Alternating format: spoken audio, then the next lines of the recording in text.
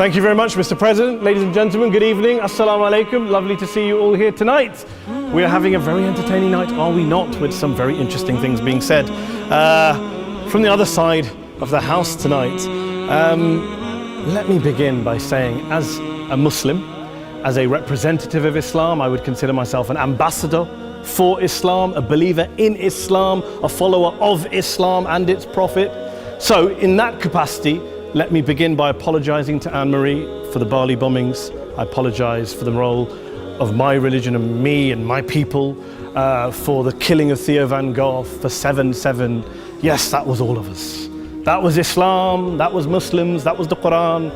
I mean, astonishing claims to make in the very first speech tonight, on a day like today, where the Conservative Prime Minister of the United Kingdom is having to come out and point out that these kind of views are anathema. And I believe you're trying to stand for the Labour Party to become an MP in Brighton. If you do, and you make these comments, I'm guessing you'll have the whip withdrawn from you, but then again, UKIP's on the rise, they'll take you, the BNP, they might have something to say about your views. This is what Mehdi Hasan always does. By the way, just on a factual point, since we heard a lot about the second speaker, about how backward we Muslims all are, on a factual point, you said that Islam was born in Saudi Arabia. Islam was born in 610 AD. Saudi Arabia was born in 1932 AD. So you were only 1,322 years off. Not bad? Not bad start there. Talking of maths, by the way, a man named Al-Khwarizmi was one of the greatest mathematicians of all time, a Muslim, worked in the golden age of Islam. He's the guy who came up with not just algebra, but algorithms. Without algorithms, you wouldn't have laptops. Without laptops, Daniel Johnson tonight wouldn't have been able to print out his speech in which he came to berate us Muslims for holding back the advance and intellectual achievements of the West, which all happened without any contribution from anyone else other than the Judeo-Christian people of Europe. In fact, Daniel David Levering, the author of the Pulitzer Prize-winning historian and author of The Golden Crucible, points out that there would be no Renaissance, there would be no Reformation in Europe without the role played by Ibn Sina and Ibn Rushd and some of the great Muslim theologians, philosophers, scientists in bringing Greek texts to Europe. As for this being our university, I will leave that to the imagination as to who is our and who is there. I studied here too. An astonishing set of speeches so far making this case tonight. A mixture of just cherry-picked quotes, facts and figures, self-serving, selective, a farrago of distortions, misrepresentations, misinterpretations, misquotations.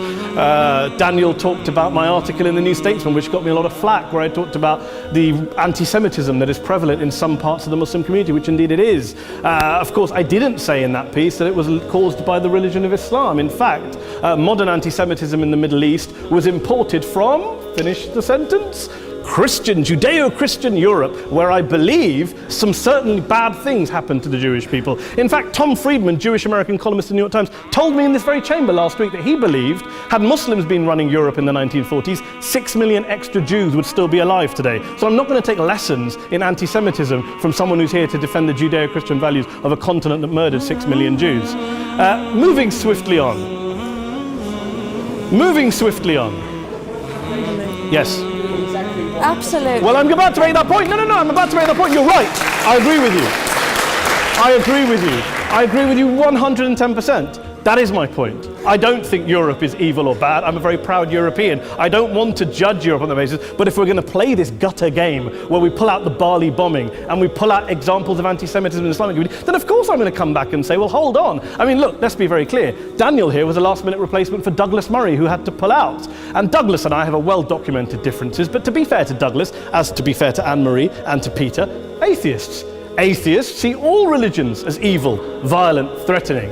What the problem I have with Daniel's speech is that Daniel comes here to run this robust defense of Christianity, forgetting that his fellow Christians, people who said they were acting in the name of Jesus, gave us the Crusades, the Spanish Inquisition, the anti-Jewish pogroms, European colonialism in Africa and Asia, the Lord's Resistance Army in Uganda, not to mention countless arson and bomb attacks on abortion clinics in the United States of America to this very day. I would like a little bit of humility from Daniel first before he begins lecturing other communities and other faiths on violence, terror and intolerance.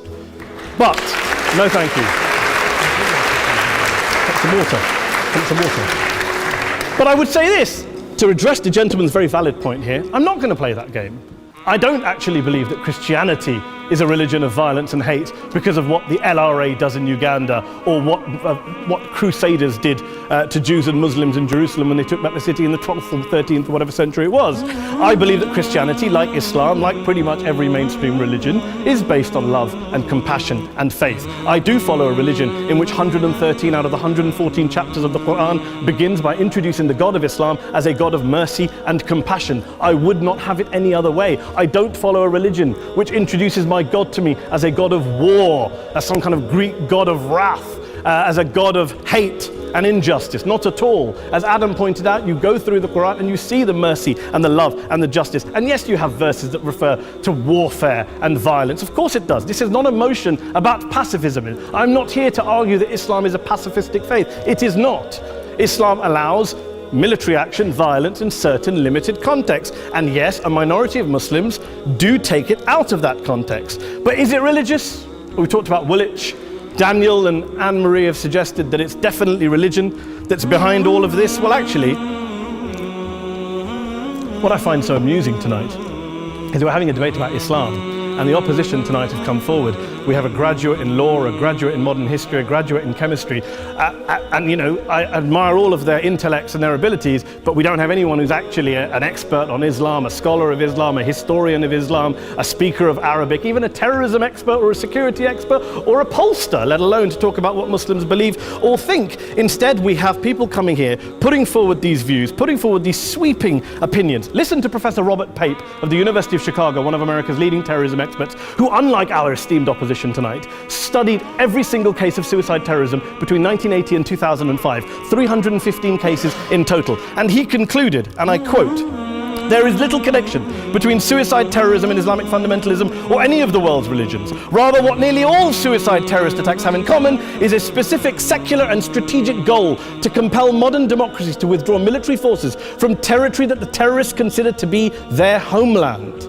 And the irony is, when we talk about terrorism, the irony is that the opposition and the Muslim terrorists, the Al-Qaeda types, actually have one thing in common, because they both believe that Islam is a warlike, violent religion. They both agree on that. They have everything in common. Osama bin Laden would be nodding along to everything he's heard tonight from the opposition side. He agrees with them. The problem is that mainstream Muslims don't. The majority of Muslims around the world don't. In fact, a gentleman here started quoting all sorts of polls. Gallup carried out the biggest poll of Muslims around the world, of 50,000 Muslims in 35 countries. 93% of Muslims rejected 9/11 and suicide attacks. And of the 7% who didn't, they all, when polled and focus grouped, cited political reasons for their support for violence, not religious reasons. And as for Islamic scholars and what they say, well, Daniel talks about our University of Oxford. We'll go down to Oxford Centre for Islamic Studies, get hold of a man named Sheikh Afifi al-Akiti, who is a massively well-credentialed and well-respected Islamic scholar, who has studied across the world, who in the days after 7/7 published a fatwa denouncing terrorism in the name of Islam, calling for the protection of all non-combatants at all times, and describing suicide bombings as an innovation with no basis in Islamic law. Go and listen to Sheikh Tahir al-Qadri, one of Pakistan's most famous Islamic scholars, who published a 600-page fatwa condemning the killing of all innocents and all suicide bombings unconditionally without any ifs or buts. There's nothing new here. This is mainstream Islam, mainstream scholarship, which has said this for years. You don't go out and kill people willy-nilly in the high street or anywhere else, on a bus or a mall, based on verses of the Quran that you cherry-pick without any context, any understanding, any interpretation, or any commentary. Please. Well, it doesn't happen apparently. I didn't say it doesn't happen at all. I never said it didn't happen. I don't blame Islam. Yes, it's a very good point. And a lot of us are campaigning against that. And we're campaigning against it in the name of Islam. We're campaigning against it in the name of various interpretations of Islam. Anne-Marie comes and scares us with her talk of Sharia law. I would like to see the book of Sharia law. It doesn't exist. People argue over what Sharia law is.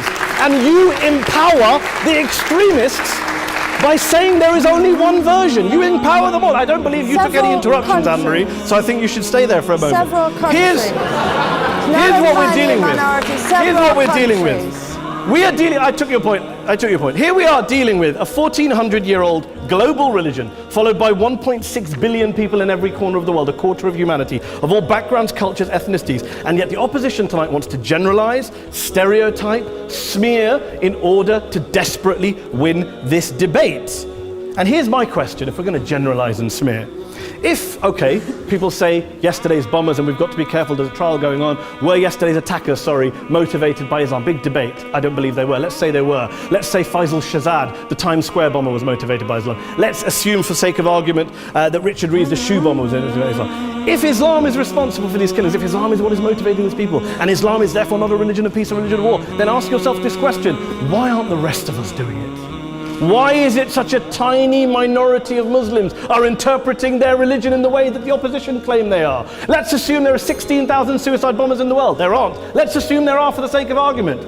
That's 0.001% of the Muslim population globally. What about the other 99.99% of Muslims who the opposition tonight either ignore or smear? The reality is that the rest of us aren't blowing ourselves up tonight. The reality is that the opposition came here tonight not worried about the fact that me and Adam might pull open our jackets and blow ourselves up tonight because we're followers of a warlike warrior religion which wants to take over Europe and Daniel's university. The issue is this. The issue is this. Unless the opposition can tell us tonight, and Peter Atkins is here, one of our great atheist intellectuals, can tell us tonight, can answer this question tonight: why don't the vast majority of Muslims around the world behave as violently and aggressively as a tiny minority of politically motivated extremists? Then they might as well give up and stop pretending they have anything relevant to say about Islam or Muslims as a whole. Ladies and gentlemen, let me just say this to you. Think about what the opposite of this motion is. If you vote no tonight, think about what you're saying the opposite motion is. That Islam isn't a religion of peace, it's a religion of war, of violence, of terror, of aggression. That the people who follow Islam, me, my wife, my retired parents, my 6-year-old child, that 1.8 million of your fellow British residents and citizens, that 1.6 billion people across the world, your fellow human beings, are all followers, promoters, believers in a religion of violence. Do you really think that? Do you really believe that to be the case? They say that in the Oxford Union, the most famous debate was in 1933 when Adolf Hitler looked out for the result of the King and Country motion, where they voted against fighting for King and Country, and Hitler was listening out for the result. Well, tonight, 80 years on, there are two groups of people around the world who I would argue are waiting for the result of tonight's vote. There are the millions of peaceful, non-violent, law-abiding Muslims both in the UK, Europe, Asia, Africa and beyond, who see Islam as the source of their identity, as a source of spiritual fulfillment, of hope, of solace. And there are the phobes, the haters, the bigots out there who want to push the clash of civilizations, who want to divide all of us into them and us and ours and their.